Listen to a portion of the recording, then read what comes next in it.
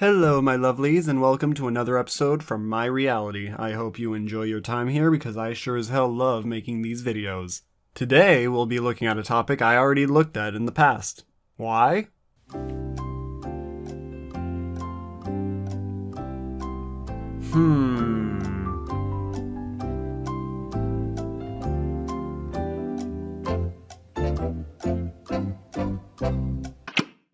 Well, I fell into this hole called fictional debating a while ago, and it's been a pain in my ass crawling out. Just when I thought I was out, they pulled me back in. Thank you, Michael. As Mr. Corleone so eloquently put it, this is something I keep finding myself going back to time and time again. It's not exactly good for my health, but it's something I've become fairly passionate about. So, I've made this video that will be addressing dimensions and how we use them to tier fictional characters and abilities. But Seraph, don't you already have a dimensions video? Yes, viewer, I created to accurately answer this exact question.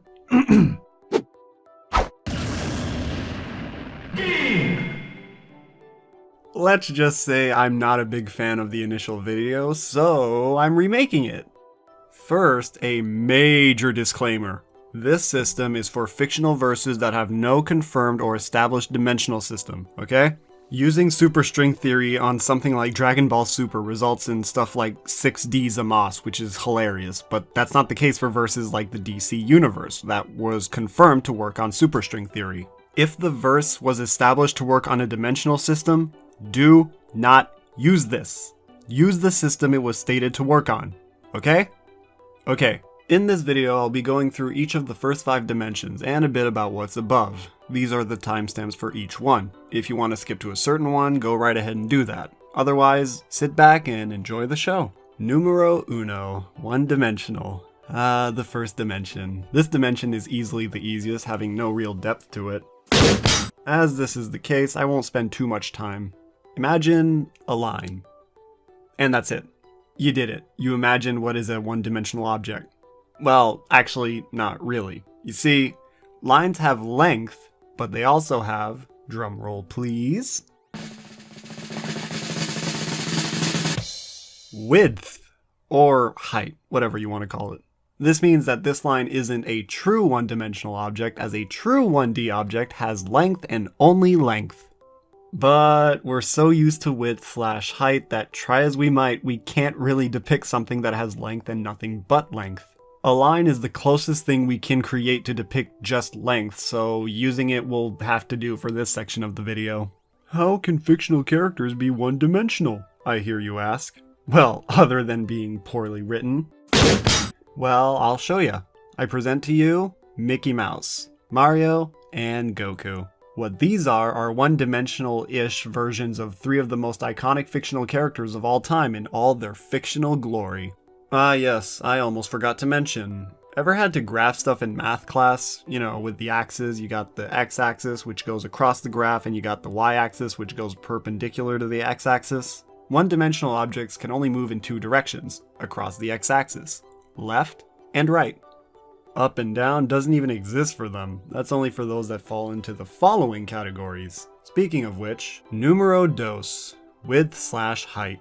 The second dimension is the dimension you see when you look at any drawing, painting, or screen. You have length, but you also have width. With width, you can be so much more than what a one-dimensional being is stuck at being.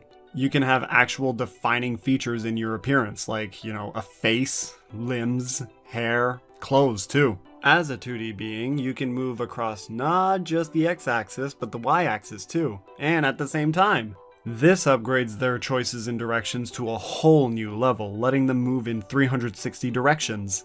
Everything that is drawn, animated, and depicted on a flat surface like a piece of paper or screen is 2D. In a sense, we have complete control over the second dimension, having the ability to create whatever we like onto it. So naturally, we create 2D waifus.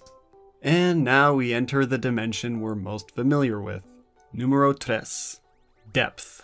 The chair you sit on, the food you eat, the bed you sleep on, those are all 3-dimensional objects. Even you yourself are a 3-dimensional being. Because you are, you can move in 3-dimensional space. But what does that mean exactly?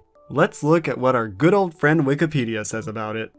In mathematics, analytic geometry describes every point in three-dimensional space by means of three coordinates.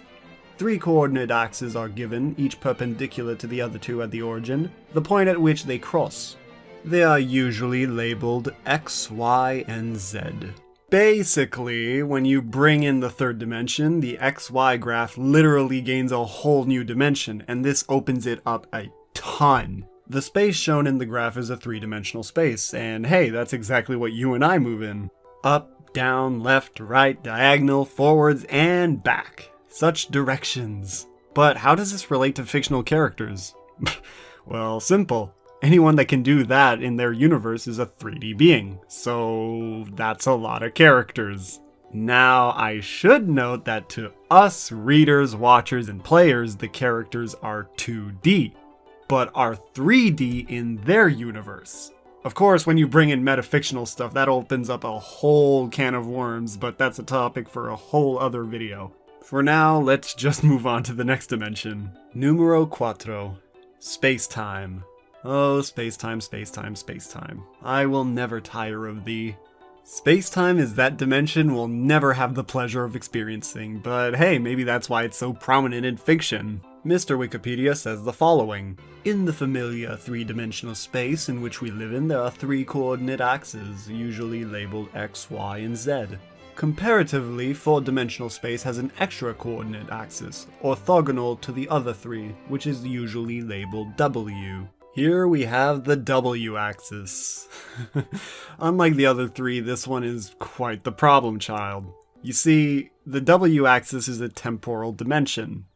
Grossly simplifying it, it doesn't give us a new direction on the 3D graph, although it sorta does, but instead a way to move on to the next graph over and over and over and over and over and over. Even then, this explanation isn't entirely right because they're all the same graph existing in the same spot. But this illustration will be enough for the purposes of this video. In physics, space-time is any mathematical model that fuses the three dimensions of space, X, Y, and Z, and the one dimension of time into a single four-dimensional continuum.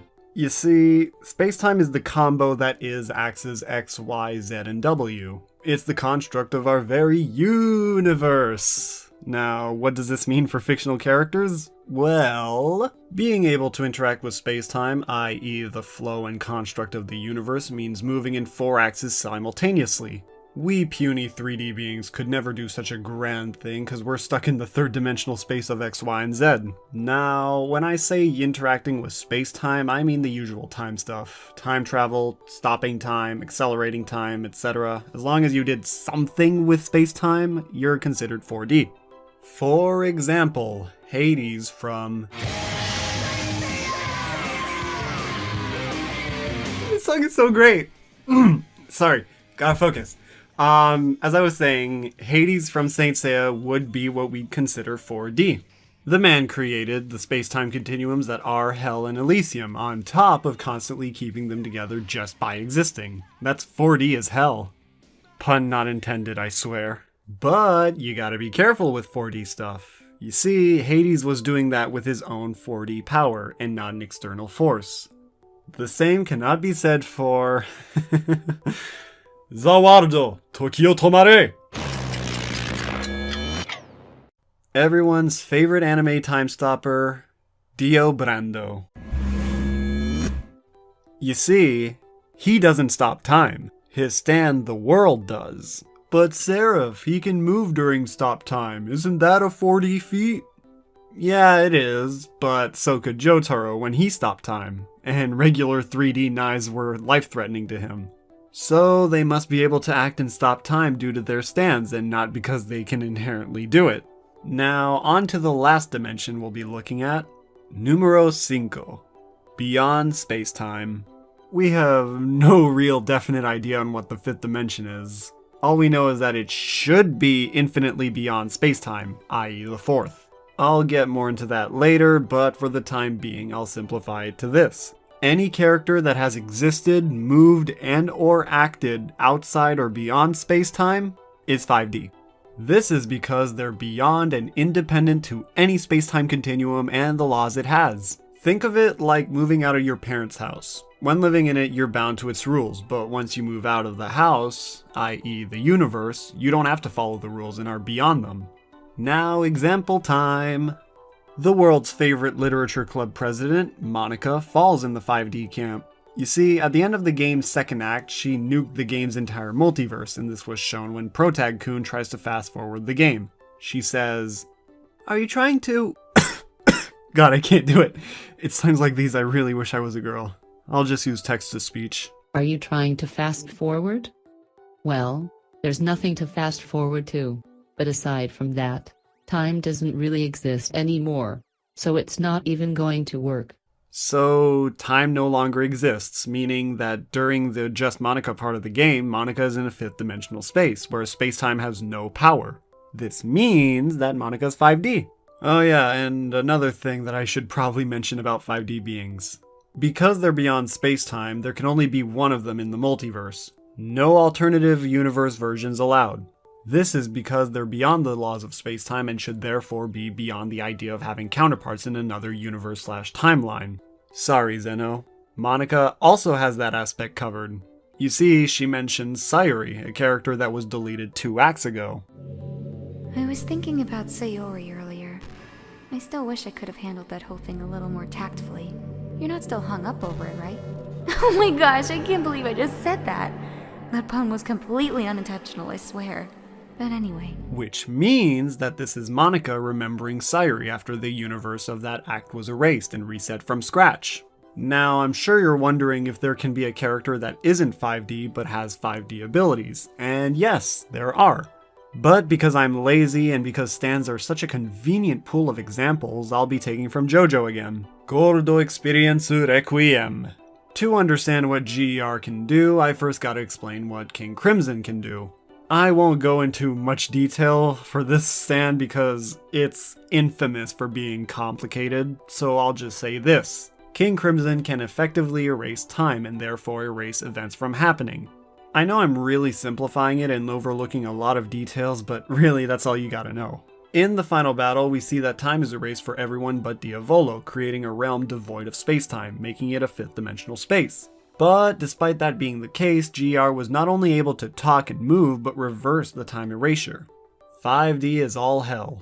Although GER is crazy broken, Golden Boy over here is still 3D and can die like any other human. It's just that GER simply wouldn't allow it. One final note I should make about being 5D is this thing right here, the velocity formula. Distance divided by time equals velocity. Distance? Ha! Time? Pfft. What are such silly concepts to a being above space-time? They're completely above them, which means that 5D beings have a speed of infinite or irrelevant or whatever you want to call it. Basically, it doesn't matter. They're beyond what we can calculate. To finish this video off, I'll address something I only slightly touched on earlier, how dimensions are infinitely separated. This guy right here is Charles H. Hinton. He's a mathematician and a pioneer in higher dimensions. Evidence of his knowledge is how he acquired his BA and MA at Oxford, and he even coined the idea of a tesseract, the 4D cube. Basically, I'm saying he's a smart guy and he knows his stuff well. This is probably what he's most known for. What is the 4th dimension? A peer-reviewed article that was published in a journal. In it, he writes this massive text I won't read out because it'll take me an eternity. Basically, he says how each spatial dimension is an infinite plane. In this wall of text I still won't read aloud, he says how 3D beings in our experiences would be just lines, planes, abstractions, and thoughts for 4D beings. Quite the existential thought if you ask me, but hey, I like that sort of stuff. And this here is the kicker. In this paragraph, Hinton says that a 3D object that's infinite in size wouldn't be able to fill up the 4th dimensional space, but you'd need an infinite amount of those infinitely sized objects so that it could exist in that space. That may have made your head spin, so I'll simplify it further. Let's say you have 10 apples. They obviously fill up 3-dimensional space, but they wouldn't fill up any space in the higher 4th dimensional space. To fill up any space in that dimension, you'd need to make the apples infinitely large and have an infinite amount of said apples. To conclude, each dimension is infinitely above the one beneath them. To keep things as simple as can possibly be, we'll consider what is 6D to be whatever is infinitely above 5D, and the same for 7D relative to 6D, and so on up to however many dimensions you can argue for. And with that, the video is wrapped up. If you enjoyed this episode, don't forget to rate, comment, and subscribe, as well as clicking the notification bell to be notified about new episodes when they arrive. Feel free to follow me on my social media accounts, and if you're feeling extra generous, financially support me for my work here. That can all be found in the description below. I'm Seraph, and I'll see you lovelies next time.